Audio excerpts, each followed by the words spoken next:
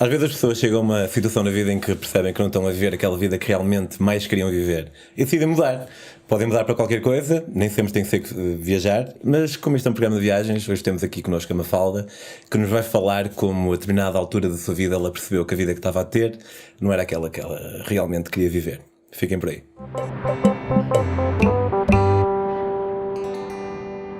Olá, Mafalda. Olá, Pedro. É um prazer ter-te aqui. Eu digo sempre isto e já disse algumas vezes que digo sempre isto, é verdade. Mas a verdade é que é um prazer ter as pessoas aqui, senão não as tinha Claro. aqui. Mas acho que é mais prazer para quem está cá. Achas? Ainda que quiçá um pouco nervosa? Sim, um bocadinho. Mas já Nós faz. começamos a cruzamos algumas mensagens, foi contigo e com o Hugo, tu fazes parte daquele duo que é o Better Together Everywhere. Mas é mesmo Exatamente. verdade, estão mesmo juntos, bem melhor sozinhos em todo o lado. Sim. Fazer cocó também. Opa, já aconteceu. Já teve que ser, sim. Eu vivo com a mesma pessoa há 4 anos e já namoro há 20, portanto sei bem que às vezes tem que ser, porque uma pessoa tem que levar os dentes no estante ou algo assim. Sim, e às vezes em viagem não há propriamente casas de banho, então um protege o outro. Exatamente, fiquem a olhar enquanto eu dou aqui uma cagadinha no estante. Exatamente, no meio da montanha. No meio da montanha. Exato, no meio da montanha. Cagas muitas vezes no meio da montanha. Não. Mas já aconteceu estar mesmo muito mal. Sabes que eu tenho um amigo que tem uma competição com o irmão a ver os sítios mais inóspitos e estranhos onde já fizeram cocó. E não sei se é normal o pessoal ter este tipo de competição. Mas, falando de coisas que realmente interessam, não conversas assim tanto à volta de fezes, tu há cerca de 15 anos, ou quando tu começaste a sentir que realmente eras quiçá uma adulta ou uma pessoa com mais alguma reflexão, tu tinhas alguma ideia que hoje em dia ias estar a ter o tipo de vida hoje em dia que tens? Não, na verdade não. Eu acho que tinha um percurso muito bem traçado. Eu queria ser psicóloga e na altura, assim, acho que era aquela coisa. Na verdade, eu nunca ambicionei, tipo, se chegar aos 30 ou estar casada, ter filhos, ter uma casa. Sempre pensei um bocadinho fora dessa caixa, mas o meu percurso passava muito pela parte académica, de ser psicóloga. Nunca pensei que me ia tornar artista para poder ter o tempo livre para viajar. Ou o tempo que eu quisesse, ser dona do meu tempo para poder viajar mais.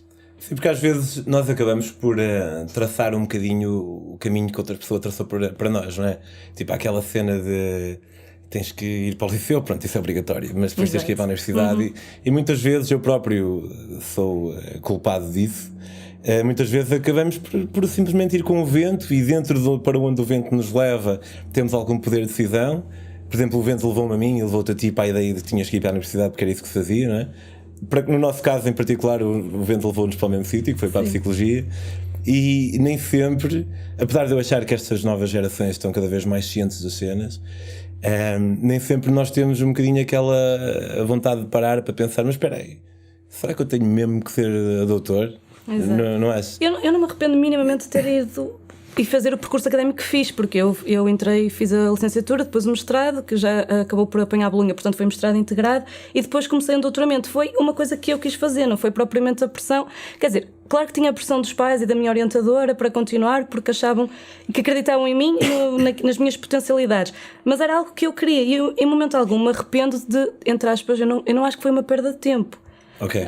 Agora, seguir aquilo que é o suposto, então, se tens um curso, eu deixei o meu doutoramento também, mas pronto, se tens um curso profissional, tu tens que trabalhar nessa área. Eu acho que isso é que já não tem que ser não é assim tão linear. Não tens que trabalhar nessa área, mas as minhas aprendizagens que fiz no curso são muito transversais a todas as outras áreas onde eu me movimento, e eu acho que deu-me capacidades de aplicar noutras coisas, por isso não acho que tenha sido um tempo perdido. Agora, não quero se calhar estar naquela vida normativa, pronto, é isso.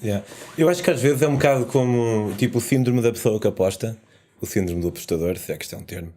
O pessoal investe tipo 1000 euros e perde, e depois tipo, investe mais 1000 e perde, e depois chega uma altura que já investiu tanto que simplesmente parar vai parecer que foi tudo em vão. E acho que às vezes as pessoas fazem isso um bocado com a vida, que é, eu já investi tanto tempo a estudar psicologia ou medicina, ou seja o que for, que de repente mudar, ainda que no teu caso, como tu disseste, não, apesar da mudança ter sido mais ou menos radical, mais ou menos radical não, oxímoro, ou é radical ou não é, mas apesar de tu dizeres que consegues usar aquilo que tu aprendeste no teu curso, no teu dia-a-dia, ainda assim muitas vezes as pessoas têm medo, não é? De pá, já investi tanto, agora parece que foi tudo por nada. E eu estou a falar, isto foi em 2015, estou a falar com alguns anos de distância, porque na altura foi mesmo difícil. Foi algo mesmo complicado, porque foi uma pressão muito grande quando eu disse que queria abandonar tudo e que me queria despedir, porque eu tinha um contrato de trabalho em psicologia, que era uma coisa, e na minha área, que era a psicologia mais a parte de desviante, comportamento desviante. Sim. Era muito difícil ter um contrato de trabalho e eu recusei o contrato, despedi-me.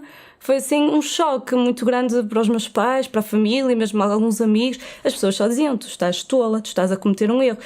E a verdade é que eu passei muitas noites a pensar: o que é que eu estou a fazer? Eu estou a deitar tudo. Será que eu estou a deitar tudo a perder? Tudo que eu construí até agora, o que é que eu estou a fazer comigo? Será que isto vai dar certo? Pronto, e quando voltar, o que é que eu vou fazer? Mas o que é que te fez romper? Tipo, foi uma realização constante ao longo dos tempos? Ou foi assim uma cena... É assim, eu acho que foi uma coisa que eu já queria fazer há muito tempo. Porque eu, antes de entrar na faculdade, eu gostaria de ter feito um gap year, mas nessa altura nem se falava sobre esses assuntos e tu perdias se parasse um ano, tinhas que voltar a fazer os exames. E eu não queria estar outra vez a fazer os exames, pronto, já estava tudo direcionado e entrei para a faculdade. Só que eu acho que esse bichinho nunca morreu. E eu percebi que estava sempre naquele ciclo de, apesar de tudo estar a correr bem e de ter...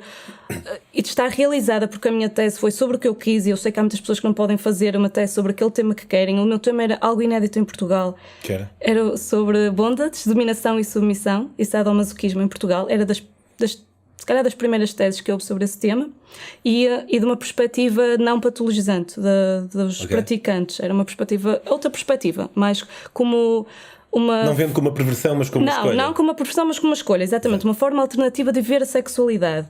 E era algo inédito, era algo que me estava a dar muito prazer de fazer, estava a ter um bom... assim, tipo, estava a ser mesmo bom, pronto. Mas eu não... havia sempre qualquer coisa, eu nunca me sentia 100% feliz, nunca estava segura sobre as coisas que estava... Era como... havia sempre aquele bichinho a dizer... estou a entrar neste ciclo de vida sempre a correr, sempre com muita coisa para fazer, sempre muitos trabalhos, sempre a fazer investigação, etc. E não me sentia realizada, eu não me sentia feliz. Era isso, eu não me sentia feliz. Acho que essa é... apesar de estar tudo bem e eu ter todas as motivações para estar feliz, mas eu não estava. Yeah. E não achas também que às vezes, quando as pessoas têm todas as motivações ou pseudo-motivações para estarem felizes, o próprio facto de nós termos aquilo que as pessoas dizem que nós devíamos ter para estar felizes torna-nos ainda, se calhar, um bocadinho mais pesados? Exato. Que é um bocado o sentimento de culpa, não é? Tipo, então foda-se, eu tenho tudo e mesmo assim não me sinto realizada. Parece que... e é uma pena que as pessoas sintam assim, não é? Mas tu interrompeste e decidiste ir... Sim, porque eu tinha muita sede de viver, era isso. Okay. Viver fora daqueles parâmetros. Eu tinha muita sede de vida, muita sede de explorar as coisas, e isso não era compatível porque eu tinha que estar mergulhada a fazer o trabalho, porque senão não dava para ser bom se estava mergulhada sempre no trabalho. E já tinha muito essa ânsia de explorar novas coisas e de estar sempre a ser posta à prova, de desafiar. E foi quando eu pensei, ok, pronto, acabou, vou desistir, vou fazer voluntariado. E comuniquei ao Hugo, que depois vai estar aqui no... O Hugo vai ser o nosso próximo convidado. Exatamente. E eu disse-lhe, olha, eu não estou bem, não estou feliz, eu quero fazer algo diferente, eu quero parar com tudo, eu quero ir, pronto. E pensei no voluntariado porque era uma forma também de pôr um bocadinho, olha, se calhar ainda levar aquelas coisas do ser psicólogo, entre aspas, e poder aplicar isso em algum lado. Mas tu até então já tinhas feito alguma viagem assim longa, ou foi a primeira? Sim, eu já tinha feito algumas viagens pontuais, já tinha feito um Interrail, e com o Hugo já tínhamos feito também um Interrail e também andámos à boleia pela Europa até chegarmos à Turquia. Quase 2 meses, à boleia mais até ou a menos. Turquia? Foi entre Interrail e a boleia, sim. mais ou menos. Pronto, e acho que isso também me foi deixando assim mais o bichinho, que eu estava a perceber, eu não quero ter 20 dias de férias, só para ir ali e vir, não dá, não é para mim, isso não é para mim. E acho que foi aquela, ok, vou partir. Ok, então decidiste ir fazer um voluntariado para... Como é que encontraste esse voluntariado? Olha, assim, na verdade eu não sabia para onde é que havia de ir, eu não tinha ideia nenhuma, inicialmente até aquela ideia de quando somos pequeninos, toda a gente diz, alguma fase da nossa vida que dizemos, queria ir para a África ajudar as pessoas. Sei lá, eu não tinha ideia para ir para lado nenhum, mas na minha faculdade tinha lá uma miúda que tinha estado no Nepal um mês também a fazer voluntariado, mas com aqueles programas que são pagos, e ela falou-me bem do Nepal, não foi do voluntariado, como é óbvio, porque para mim não faz sentido nenhum irmos fazer voluntariado e ainda pagarmos para isso, porque se eu estou a dar as minhas competências, não é que exija algo de troca, mas alimentação, pronto, o alojamento, é para isso. E eu acho que aquele brilho no olhar da Francisca, quando ela me falou do Nepal, eu disse, ok, pronto, é isso, está ótimo, pode ser, está perfeito. Porque na verdade eu ia em busca de mim mesmo, não era em busca de nada, não tinha nada preferido de olha, quero ir conhecer este sítio. Eu nunca, acho que o Nepal nunca me tinha passado pela cabeça até como um país a visitar, estava se calhar até na lista das hierarquias, não estava no início, mas disse, pronto, pode ser, está perfeito, porque não? A tua amiga também veio do Nepal, falou-te disso. Sim, pimba. foi isso. Decidiste? Foi aquele clique, eu já estava com aquilo, disse, olha, não é tarde nem a cedo, é para aqui que eu vou. E na altura, pois, exato, essa amiga também tinha falado com outra e na altura já tinha lá uma rapariga que estava lá. Eu andava à procura de voluntariados no Nepal, mas realmente só encontrava voluntariados pagos, muito bem pagos, nós tínhamos que pagar para fazer voluntariado. O que é que achas disso? Um bocado estranho, não é? É uma péssima ideia. Na verdade, o voluntariado no Nepal tem uma parte muito não ética, que é essas questões dos voluntariados que são pagos e existem imensas, também organizações que falam sobre o facto de os orfanatos ser as crianças são tiradas às famílias ou são pagas às famílias para as famílias darem as crianças para os orfanatos, então assim não me faz sentido. Eu acho que não é ético, não faz sentido, não faz mesmo. Não faz muito sentido. Não Epá, faz. Eu já falei disto aqui, não estamos a falar há alguns tempos. Eu quando estava na Noruega, também após ter tirado Psicologia, e quando não sabia muito bem o que é que ia fazer, uma das minhas hipóteses era, não tanto por uma decisão super corajosa como foi a tua, mas porque não tinha mais nada para fazer, também lembro-me de procurar voluntariados e metia no Google. E o Google é fixe para muitas coisas, mas não é fixe para todas, porque a maior parte dos sítios que aparecia, se calhar até porque os sítios que recebem dinheiro para as pessoas fazerem lá voluntariado têm esse dinheiro depois também para publicitar no Google. E eu falo, então eu vou trabalhar e tipo, eu percebo que não me paguem, mas... Claro, exatamente, é isso. Eu não estou à espera que me paguem, porque eu não vou à procura de um trabalho. Não é esse o propósito, mas também que não me cobrem dinheiro, e dinheiro, estamos a falar de quantias exorbitantes para viver no Nepal ou noutros países Sim, em desenvolvimento. Que é por a nossa proteção. Não sei, já vi alguns cores assim em grupos de Facebook e nunca nenhum me convenceu. Portanto, a malta em casa queira fazer este tipo de voluntariados, pesquisem muito bem. E se tiverem que pagar, também não posso dizer taxativamente que é má ideia, porque não conheço todas claro. as situações, mas no mínimo fiquem suspeitos ou céticos. Sim, e ver muitas questões da ética também. E por exemplo, o voluntariado pode ser muito pernicioso no sítio onde tu vais. A mim não me cabe muito na cabeça. Por exemplo, ir para um sítio e eu que não percebo nada de construção civil, construir ou pintar uma parede. Quando há pessoas que precisam desse trabalho e que são muito mais competentes que eu. Eu acho que faz sentido eu levar alguma skill, alguma capacidade que eu tenho, que se calhar eles não possam ter. Yeah. Percebes? E fazermos aí uma sinergia e eu aprendo coisas.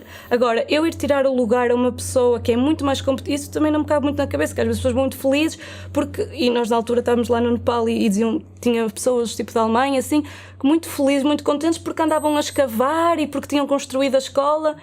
E eu penso, no teu país, tu farias isso? Não, porque é que estás aqui a fazer? Porque é que estás a tirar trabalho às pessoas que precisam? Porque se está lá um voluntariado, não se está a pagar às pessoas. Percebes? E que se calhar pessoas que não podem estudar e que não têm outra forma de ganhar a vida. Aquela era a forma de ganhar a vida, fazer a construção da escola. Percebes o que eu quero dizer? Percebo, ao mesmo tempo pode não haver dinheiro para pagar, seja a quem for. Sim, mas eu estou a falar às vezes de projetos que têm dinheiro, bastante dinheiro. Estou a falar nesse aspecto. Okay. Não estou a dizer quando não há, claro.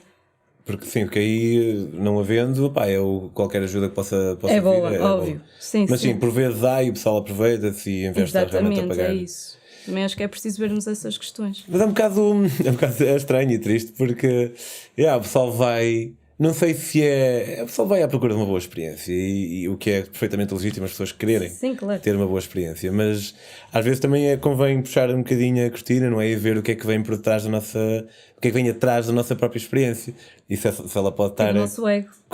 Exatamente, e o termo que tu usaste foi um excelente termo, pode ser pernicioso. Quando tu foste e tu sabias o que é que ias fazer... Pronto, então voltando, nós tínhamos lá uma rapariga que tinha ido ao abrigo de um desses programas, como a tal Francisca foi. Para nós estava muito claro que nós não íamos pagar, mas também não queríamos desistir da ideia. Então pensámos, olha, nós vamos para o Nepal, vamos bater às portas de tudo o que seja, porque nós queríamos muito levar a questão das artes também para o Nepal, porque nós já tínhamos um bocadinho, eu tinha o hobby da artes circenses, o Hugo já fazia mesmo artes circenses como profissão, e nós queríamos também queríamos ensinar através das artes, o inglês através das artes, mas queríamos levar uma data de coisas. E então pensamos, olha, vamos bater às portas e onde formos aceitos, ficamos. Assim, acho que não deve ser uma coisa impossível, pensámos nós. Ok, então o brilho dos olhos da tua amiga passou para o teu, mas apenas no destino e não ainda exatamente naquilo Não no que era que íamos fazer. Nós tínhamos uma ideia, mas nós estávamos aptos para fazer qualquer fosse coisa o que fosse. Dentro, lá está, dentro da ética, dentro daquilo que achássemos que era benéfico. Claro. Foi fácil convencer o Hugo? Ou... Na verdade, eu acho que foi. Ele ficou assim um bocadinho apreensivo no início, porque não era algo que ele tivesse já pensado na vida dele, mas eu acho que ele também pensou: eu não tenho nada a perder, porque não? Então vamos juntos. Pronto. Por isso não foi muito. Também foi complicado para ele, porque ele estava a estudar na altura ainda e teve que congelar a matrícula. Mas conta-me só um bocadinho, só voltando um bocado atrás cronologicamente, o teu contexto de tão circense, ao longo da vida foste. Eu nem sei se posso dizer praticando ou... Era um hobby, assim, eu gostava de algumas coisas, eu sempre estive relacionada com a dança, depois com um bocadinho com o teatro e acabei por algumas disciplinas de circo me interessarem, então era um hobby mesmo, mas fazia alguns espetáculos com fogo, porque juntava a parte da dança com o fogo, mas não era nada que eu levasse a sério, digamos assim. Ok, então quando tu levas dentro de ti mesma esta paixão pelo circo e também pelo teatro, sim. Pelo teatro e por quereres fazer, e por ti mesmo, né? Porque também foste à procura de ti, como tu próprio disseste, e misturando nesta sopa espetacular com um ingrediente final de realmente de ajudar as pessoas, o que é que tinhas em mente? Tipo, como é que eu posso como é que eu posso usar isto que eu tenho para ajudar as pessoas? Tinhas algo em mente ou foste batendo à porta e vendo o que é que encontravas? Sim, era essa a ideia, era mesmo bater à porta e perceber também quais eram as necessidades no terreno. Esse também fazia-nos sentido, era perceber o que é que eles precisam. Porque eu posso achar que as pessoas precisam de uma coisa e elas não precisam disso, precisam de outra coisa qualquer. Então nós estávamos abertos também para receber o que é que as pessoas precisavam. Assim, acho que é... Okay. Mas queríamos sempre um bocadinho a parte das artes, era só isso, só queríamos nem que fosse boa disposição. Yeah. Por isso já chegava. Mas no entanto, então, exato, eu tinha lá uma amiga que já estava lá também num programa e ela conheceu um senhor que liderava tours, ele até lhe falou: olha, podias vir à minha aldeia porque nunca lá teve ninguém e era bom, precisávamos de alguém para ensinar inglês, porque o professor de inglês aprendeu inglês mas não tem contacto com outras pessoas e é uma aldeia que nunca teve um projeto de voluntariado, era bom. Mas ela não queria ir porque estava sozinha e falou-nos disso quando nós já tínhamos tudo marcado e disse: olha, nem é tarde nem é cedo, é mesmo isso, vamos para esse, pronto. E nós trocámos alguns e-mails com o senhor, que era o Mr. Min, só que ele disse-nos assim coisas como: pronto, é uma aldeia, 2 ou 3 horas de distância a caminhar de outros sítios, tipo uma cidade. Pronto, vocês vão para lá, vão ensinar inglês, é muito bom trazerem a questão do teatro.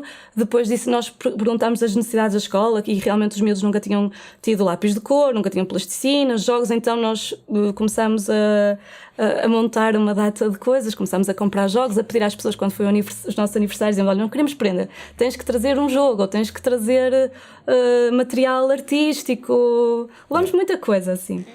Íamos mesmo muito pesados, até nem era com roupa, porque nós quase não levámos nada para nós, levávamos era malas cheias de atividades para as crianças, para desenvolver as atividades com as crianças. E partimos assim um bocadinho. Olha, vamos lá para a aldeia do Mimo. Pois, vamos lá para a aldeia e achávamos, porque ele descansou-nos, ele disse: é um bocadinho remota, mas ele deixou-nos muito descansados. E nós, olha... Confiamos, sim, exato. Então chegas lá, aterras em Katmandu, suponho... Apanham-nos autocarro para a Mimolã. Pois, nós até Katmandu já foi, também nós andávamos à procura, nós na altura nem tínhamos assim grandes dinheiros, estávamos mesmo, fomos angariando todo o dinheiro possível, de trabalhinhos, mas não tínhamos quase nada, então foi mesmo a cortar em tudo. E quando andávamos a ver as viagens para o Nepal, porque nós só partimos com um bilhete de ida, falávamos em coisas como 600 euros e 700. E eu dizia: não pensar, porque eu não vou gastar esse dinheiro para uma viagem. E a pessoa dizia: menina, mas não vai encontrar em lado nenhum. E há uma que me foi mesmo mal educada e disse: não sei como é que quer ir passear sem dinheiro. Eu disse: eu não vou passear, mas eu vou conseguir a viagem e não vou pagar 600 euros. E acho que essa foi assim a minha demanda e conseguimos chegar ao Nepal por 100 e tal euros. 100 e tal euros? Porque fomos fazendo paragens em todo lado. Fomos para aqui para Bruxelas, fizemos couchsurfing, depois fomos... já nem sei. Nós fomos fazendo muitas paragens. Depois estivemos em Budapeste também em couchsurfing com um pastor de uma igreja e ele, como sabia do nosso trajeto e qual era a nossa ideia, pediu se podíamos ir fazer tipo artes circenses na escola que ele dava, que é com ciganos e com refugiados e assim. E depois daí passámos para o Dubai e já fomos não sei mais aonde e pronto. Depois é que aterramos em... Quanto tempo é que demoraram nesse périplo todo? Mais de uma semana, pai, 2. Ok. Uma semanita e tal. Chegarem tu... Chupa! Exato, com 120 € e com uma mala muito grande de material, carregadinhos de material. Foi mesmo tipo. Se aquela senhora estiver-me a ver. Ok, obrigado. Pronto. Chega de Katmandu, tens o contacto do Mimo? Ou... Sim, ele está lá à nossa espera, mas aquilo para nós foi assim um choque porque eu acho que nós não estávamos à espera daquele Nepal caótico. Eu não sei, a certa altura nós romanceámos. Sim, nós romanceámos uma ideia do Nepal. Eu pelo menos romanceei completamente. Eu achava que ia ser um destino muito zen, muito calmo. Mas não era. Não. O caos só para fazer o visto, que não sabiam o que é que nós estávamos. Foi um caos para tirar as malas. Foi terrível. E chegámos cá fora, ele estava lá com os nossos nomes, pronto, deitaram-nos, puseram-nos logo aqueles colares de flores cor de laranja, abençoaram-nos com a tica, pronto, e nós achamos tudo muito bonito. Fomos para a cidade, encontramos com a minha amiga que estava lá, mas ela já estava de partida para outro sítio, pronto, tivemos um bocadinho com ela. Tivemos ali uns 3 ou 4 dias para nos ambientarmos naquele caos. E eu aí senti-me, eu acho que há ali uma altura que eu digo, ai, o que é que eu estou a fazer? Não era bem isto, porque eu senti-me... Era isso, eu senti que estava no caos, mas não era por isso que eu vinha. Não era isso que eu queria. Pronto, e depois lá combinamos que ele ia nos levar então à tal aldeia de onde ele vinha, de onde ele tinha saído muito cedo, porque ele veio para a cidade para poder ter melhores condições de vida. E disse, pronto, amanhã estejam aqui, tivemos que ir para lá para às 4 da manhã, mais ou menos, para sair. E ele estamos no autocarro turístico e depois chegámos à cidade, e da cidade é muito perto. E pronto, lá fomos nós contentes. Mas, assim, autocarro turístico não era nada de turístico, era um autocarro. Tipo um chicken bus. Sim, exato. Tipo, um dia tudo. Um dia os porcos, as Bem, estavas lá, logo era um autocarro turístico. Havia turistas naquele autocarro, era um autocarro turístico. Pronto. E nós andámos umas 5 ou 6 horas até Damali, que é uma cidadezinha que fica entre Katmandu e Pokhara, que não tem muitos turistas, mas já, pronto, é um sítio de passagem. Ok, estávamos bem quando estávamos nessa cidade. E depois daí, quando nós descemos do autocarro, e ele disse, pronto, agora vamos de jeep porque já não existem autocarros aqui para dentro. E nós passamos por um jeep que devia dar para 6 pessoas ou 8, mas iam lá umas 20 e tais, assim, tipo em cima, em cima, em baixo, em todo o lado. Amarrados, tipo por fora, e já começa aí a nossa aventura. E nesse momento o Mr. Min deixou de falar para nós, nunca mais falou, nunca mais disse nada. Começaram-se a passar as horas e nós temos aquela coisa de, olha, estamos a chegar, ou falta pouco, ou falta isto, ou vai acontecer assim.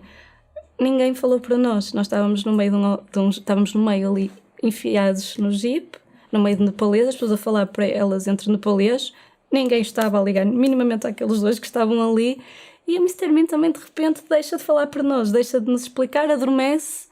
E passam-se horas e horas e horas e nós começamos a entrar pela montanha adentro, onde já não há civilização nenhuma, e pensamos, ok, chegamos a esta aldeia. Não era. Continuávamos a esta aldeia. Não é.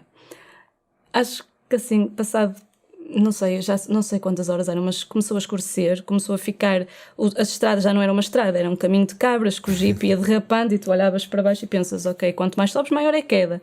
E definitivamente nós já pensámos que caímos aqui e acabou.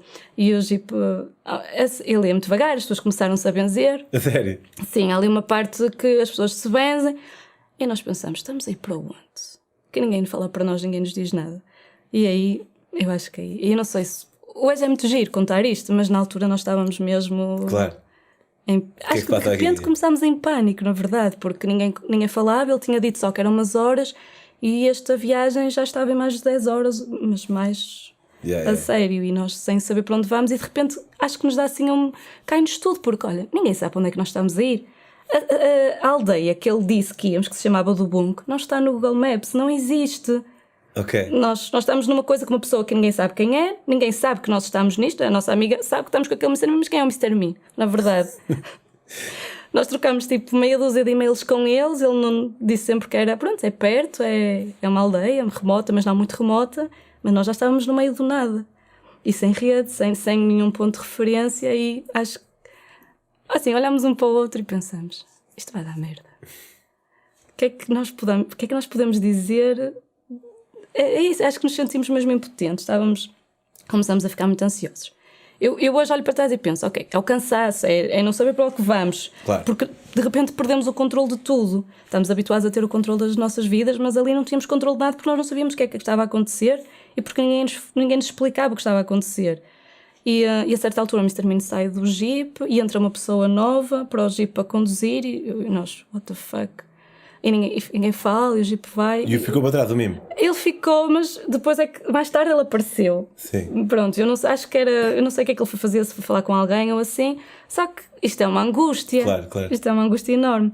E há ali uma certa altura que nós já estamos assim, de mão dada, todos suados. E não estamos a falar um com o outro porque basta olhar nos olhos um do outro para perceber que estamos os dois extremamente assustados. E pensamos, nós vamos ser raptados.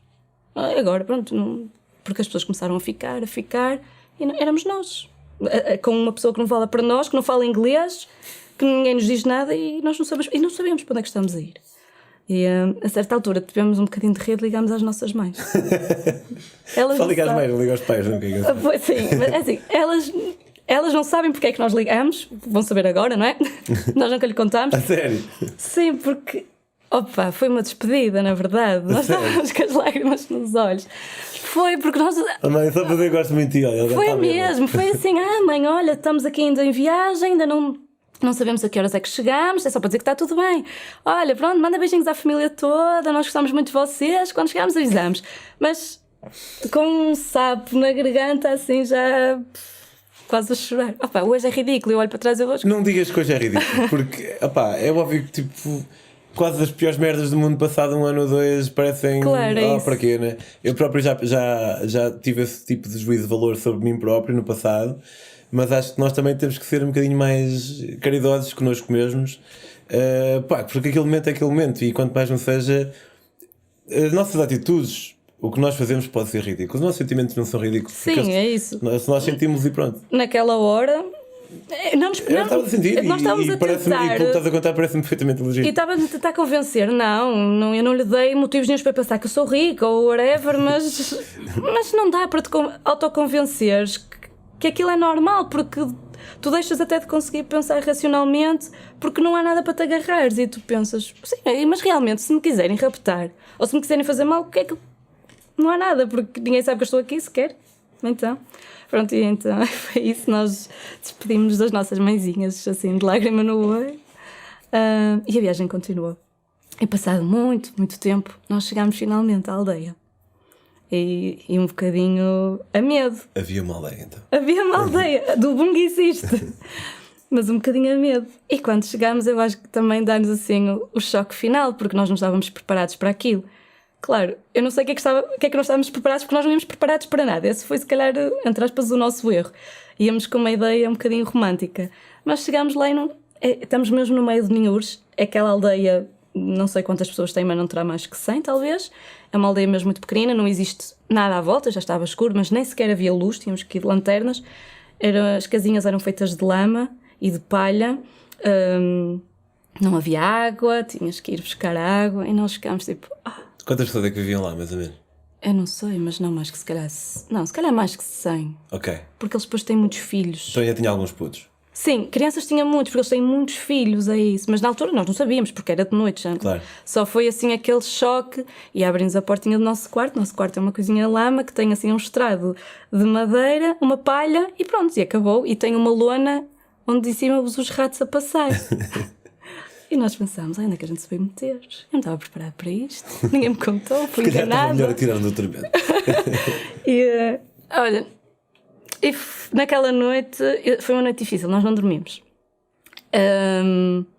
Foi tudo, eu acho que era a exaustão, era o cansaço, era sentirmos perdidos. E eu acho que também foi um bocadinho, acho que nos sentimos incapazes. Naquela noite eu acho que nos sentimos incapazes. Então, tanta coisa... lutámos tanto por isto e agora chegámos aqui e afinal nós somos fracos, não conseguimos aguentar com isto porque estávamos mesmo tristes, estávamos desanimados a pensar, não vamos conseguir viver nisto, não vamos conseguir ficar aqui assim, agarrados, estávamos quase a chorar porque sentíamos mesmo, nós sentíamos na merda, tipo, não há outra palavra, nós sentíamos mesmo E nessa noite, eu até tenho uma foto, o dormiu com um saco de cama até aqui, porque depois tudo era novo, eram os bichos, não é? Dormiu? Passou a noite? Passou a noite, ninguém dormia, mas estávamos assim, tipo, com o saco de cama até aqui, porque eram os bichos, nós sabíamos lá se aquelas aranhas faziam mal, eram os bichos que saíam da lama, eram os ratos em cima que pareciam que iam cair em cima de nós a qualquer momento. E então nós pensámos, magicámos assim, olha, vamos só entregar o material e vamos dizer, pronto, eu era muito branquinha na altura, então... Porque agora é super moreno. Não, mas era muito branca mesmo. E então disse, olha, e tu és assim mais branca e vamos dizer que afinal estás muito doente e que vamos ter que ir embora. Porque, pronto, e no dia seguinte então tínhamos esse plano de ficar mais um dia ou dois, entregar as coisinhas na escola e... Alex vai estar... e no outro dia amanhecer nós vimos que realmente estávamos num sítio muito bonito, a paisagem era incrível, as pessoas vieram tipo, da aldeia vieram ter connosco, dar Namaste, sir, Namaste, miss, muito contentes, mas ninguém falava inglês. E nós sempre ali com aquela ideia da história e começámos a dizer me fala não santo bem, eu até acho que nem comi no almoço para dar mais aquela... Começaram já a fazer o contexto para a história. Exato, começámos a fazer o contexto para a história para não ser, pronto, a Mafalda não se sente bem, estou a ficar um bocadinho preocupado, porque depois lá não havia nada, não havia um posto médico, não há mesmo rigorosamente nada naquela aldeia. Tu para chegares a algum sítio para apanhares um transporte, ou há o jeep que tem que ser pedido com antecedência, porque não passa sempre, às vezes não passa nunca, porque as pessoas também não têm muito dinheiro para mandar vir o jeep. Tu tens que caminhar não sei quantas horas a pé até um sítio onde podes apanhar um jeep para depois ires até outro ponto para apanhares o autocarro para a cidade.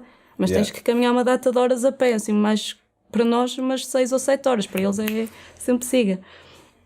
E nós estávamos... X de medo. E no final acabaste por... E no final, aquilo pronto, ele depois disse, pronto, se for mesmo preciso, mas podiam ficar agora só para dar as coisas, porque ainda não há escola, porque faltavam 2 dias para a escola abrir. Depois eu venho-vos aqui buscar, mas se for preciso mesmo alguma coisa, não há problema, mando vir o jeep. Pronto, nós já não tivemos coragem de dizer que não, nós estamos, ok, vamos ficar aqui 2 dias, vamos à escola só para dar material, para explicar como é que as coisas se utilizam, porque eles também nunca viram, e depois pomos-nos a andar. E passaram esses 2 dias, nós fomos à escola e os miúdos estavam todos em filinha a cantar para nós e deram-nos colares e puseram-nos tique e aquilo... Vamos ficar aqui a viver para sempre. Não, mas foi... Olha, não conseguimos dizer que não pensámos logo, olha, vamos ficar aqui para sempre. Mas pensamos, não podemos fazer isto às pessoas. Vamos aguentar mais uma semana, pelo menos, para não parecer mal, vamos ficar aqui uma semana. E as pessoas também foram assim incríveis, só que era muito difícil a comunicação, porque havia um professor que falava inglês, mais ou menos. Pronto, falava, mas não dominava o inglês. E os outros diziam 2 outras palavras. E era muito difícil comunicarmos. Mas a verdade é que as coisas começaram a engatar. E nós começámos a assistir às aulas, começámos a levar os jogos, os miúdos deliraram com os puzzles. Eles inicialmente nem sabiam muito bem como é que se fazia um puzzle. Foi algo difícil de explicar. E, sei lá... Passado uma semana nós já nos sentimos muito integrados, porque depois nós começamos a fundamentar as nossas atividades, a perceber o que é que íamos fazer, nós tentamos aprender nepalês, tínhamos um daqueles livrinhos tipo de guia de viagens que tinha umas palavras em inglês, começámos a aprender, começávamos a tentar falar com eles com aquelas palavras, eles a explicarem-nos outras coisas, a apontar para as coisas, e nós então percebemos, ok, vamos aprender alguma coisa de nepalês para depois poder ensinar inglês, porque não nos adiantava nada, porque as crianças não percebiam nada de inglês, não conseguíamos ensinar nada.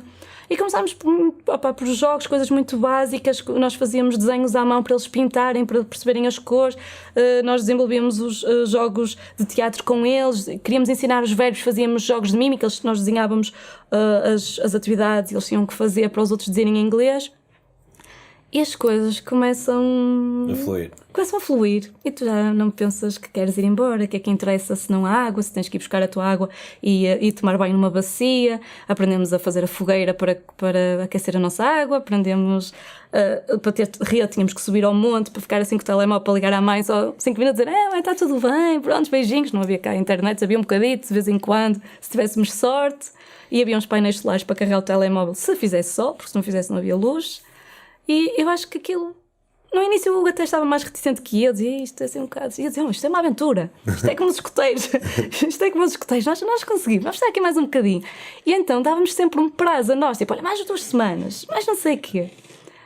Mas no final ficaram quanto tempo? 2 meses. 2 meses. E qualquer coisa. Altamente. E É porque é isso, tudo fluiu e começámos a integrar-nos muito bem. Eu ia falar, às vezes havia lá uma senhora que era a ama, que tinha 80 e tal anos, era muito importante lá na comunidade, porque era a mais velha, e por acaso era a mãe do Mr. Mean, e ela gostava muito de mim, ela não falava nada de inglês, eu falava muito pouco de nepalês, mas a gente tinha às vezes conversas de 2 e 3 horas no quarto dela, ela estava a entrançar. Parece uma pessoa muito empática, acho que é fácil gostar de ti. Ai, eu pensei que era aquela que era empática. Ela também deve ser, sim. Agora já morreu, infelizmente. Bem. Mafalda, gostei muito, obrigado. Sabes que quando estavas a falar de todo o teu desespero, eu adoro esse sentimento, mas no dia a seguir, obviamente. Porque, eu já estive nisso, já tive situações em que foi mal demais mesmo, e era mesmo mal. Não era tipo isso que era mal entendido. Exato. Mas quando há aquelas cenas que uma pessoa está a sentir de mal e depois aquele quase que renascer espiritual quando percebemos que afinal as coisas não eram tão perigosas quando nós pensamos, acho que é espetacular. E depois ainda por cima tendo concluído de uma maneira tão positiva como concluiu, acho que é bastante bonito. Obviamente isto estava para mais tempo, mas o pessoal em casa que quiser saber mais aqui sobre a Mafalda e o seu namorado Hugo, podem acompanhá-los em Better Together Everywhere sim, no Instagram. Não sei se vocês têm. Temos blog também. Blog também, mas é só pôr Better Together Everywhere que aparece. Não sei se tem histórias daí do Nepal ainda. Estamos agora a pôr as crónicas, porque isso, eu tenho um caderno de memórias enorme, mas eu nunca consegui pôr aquilo, porque o Nepal mexeu muito comigo, foi uma coisa muito intensa e tem lá muitas coisas muito pessoais, então eu nunca conseguia falar muito bem sobre a história do Nepal. Eu contava às pessoas a história, mas foi preciso mesmo passar este tempo todo para conseguir pôr aquilo cá para fora e para contar, porque eu emocionava muito a falar sobre o Nepal e não contei nada de tudo o resto. Agora dava... Só vai ver depois. Exato, horas, mas... Muito obrigado por teres vindo. Obrigada. Quanto a nós, se quiserem que este programa continue a existir, já passamos a marca dos 50, podem apoiar a Metamorfose em patreon.com/metamorfoseambulante. Outra maneira mais indireta que tenho de apoiar é comprando os meus livros e conhecendo as minhas próprias histórias. Este é o meu mais recente livro, que é o Vago, uma viagem de 4 meses do Panamá ao México à boleia, 8 países, sem nunca pagar para dormir, nem nunca pagar estadia. Foi uma aventura fixe. A Mafalda está a ler neste momento. Certo? Certíssimo. Certo. E também, se quiserem seguir outras eventuais aventuras minhas, cheguei agora há pouco tempo da Arábia Saudita, podem fazê-lo no meu próprio Instagram, em Pedro on the Road. E vemos para a semana aqui com o namorado da Mafalda, o Hugo. E obrigado, Mafalda. Obrigada.